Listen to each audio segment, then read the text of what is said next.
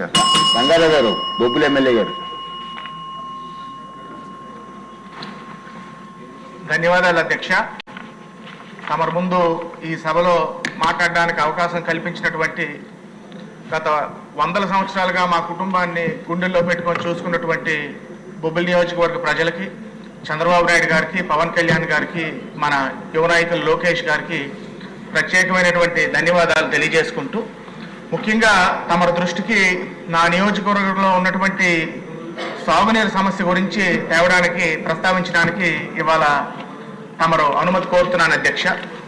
చంద్రబాబు నాయుడు గారు ముఖ్యమంత్రిగా ఉన్నప్పుడు, నా సోదరుడు మంత్రిగా ఉన్నప్పుడు తెరలాం మండలం లోచర్ల గ్రామానికి, అదేవిధంగా బొబ్బిలి మండలం శివడవలస గ్రామంలోని 2 ఎత్తిపోతల పథకాలు, లిఫ్ట్ ఇరిగేషన్ స్కీమ్స్ ఆ రోజు ఎంతో పెద్ద మనసుతోని కొన్ని కోట్ల రూపాయలు వెచ్చించి శాంక్షన్ చేయడం జరిగింది. టెండర్ ప్రక్రియ కూడా పూర్తయింది.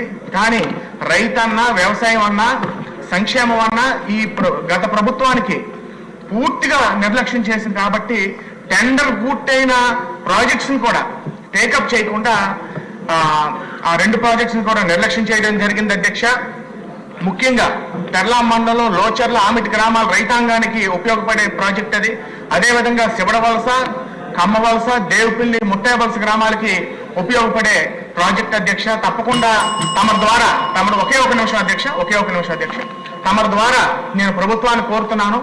చంద్రబాబు నాయుడు గారు రాకదిలు రావనివ్వండి, లేకపోతే ఇదేం కర్మ ప్రోగ్రాంలు అవనివ్వండి, లోకేష్ గారు శంకరరావు సభల్లో వారు హామీ ఇచ్చున్నారు. కాబట్టి హై ప్రయారిటీగా తీసుకొని దాన్ని శాంక్షన్ చేయాలని కోరుకుంటున్నాను. అదేవిధంగా ఒకే ఒక నిమిషం అధ్యక్ష, వెంగళరాయ సాగరం, పెద్దగడ్డ ప్రాజెక్టులకి జైకా నిధులు మంజూరై ఉన్నాయి అధ్యక్ష. ఆ కాంట్రాక్టర్ కొంత లైనింగ్ పనులు కూడా చేసి ఉన్నారు.